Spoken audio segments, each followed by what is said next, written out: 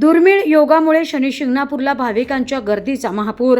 अवघ्या महाराष्ट्रात प्रसिद्ध असलेल्या अहिल्यानगर जिल्ह्यातील शनी शिंगणापूर येथे शनी अमावस्या आणि शनी जयंतीचा दुर्मिळ योग एकत्र आल्याने शनी शिंगणापूर येथे शनेश्वर दर्शनासाठी पहाटेपासूनच भक्तांच्या अभूतपूर्व गर्दीचा महापूर उसळल्याचं पाहायला मिळालं।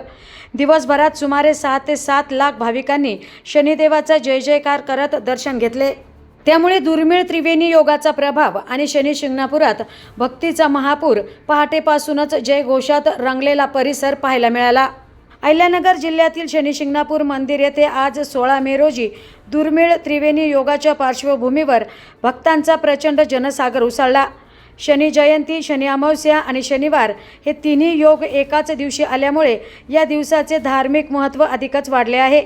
पहाटेच्या शुभमुहूर्तावर शनिदेवांना पहिला तैलाभिषेक करण्यात आला। त्यानंतर शनिदेव महाराज की जय या घोषणांनी संपूर्ण परिसर भक्तिमय झाला।